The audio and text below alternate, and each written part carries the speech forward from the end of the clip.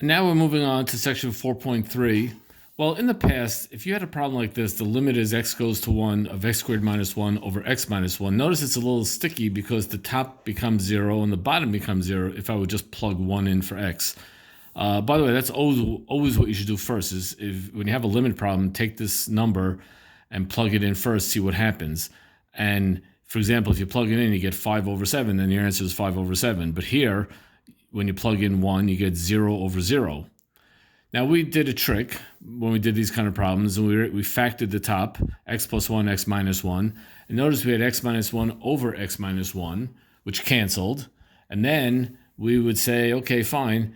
This is now equal to the limit as x goes to 1 of x plus 1 over 1. And this is something where I have no problem just taking the 1, plugging it right into the x, and I just get 1 plus 1, which equals 2. By the way, feel free to, when you go home and you talk to your friends and your family and you ask them, what did you learn in your advanced calculus mathematics course? You can say, oh, we learned that 1 plus 1 equals 2. But what I want to focus on now is, what if you have a limit problem like this? E to the x minus 1 over x minus 1. You know, if I would just take the 1 and plug it in, I would get e to the 0 minus 1, that's 0, over 1 minus 1, which is 0. So I have 0 over 0, which is a problem. I don't know what that is. That's weird, you know. If it was 0 over 5, the answer is 0. If it's 5 over 0, then the answer is infinity or possibly or does not exist. There's all different possibilities. But here I have 0 over 0. Whoa, what am I going to do if I just plug it in? And to do the trick before factoring, this is not something you can factor. That's what I'm trying to say. Here I was able to factor. What about here's something I'm not able to factor? So enter a phenomenal rule called L'Hopital's rule.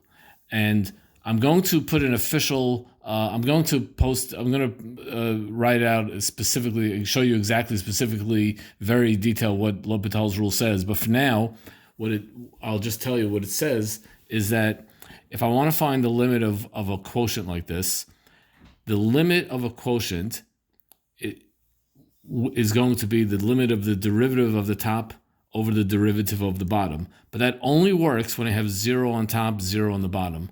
It also works if I have infinity on top and infinity on bottom. But we're going to take that one at a time. So here I have a 0 over 0 situation.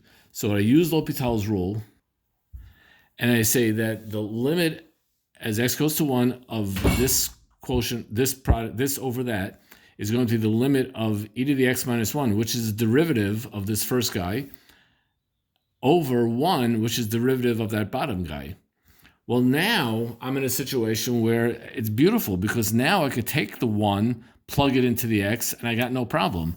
Now I'm just going to have, the answer is e to the 0, which is equal to 1. And that is my answer. So the limit of, as x goes to 1, of e to the x minus 1 over x minus 1 is just going to equal 1. And I got that through L'Hopital's rule, and it was fabulous.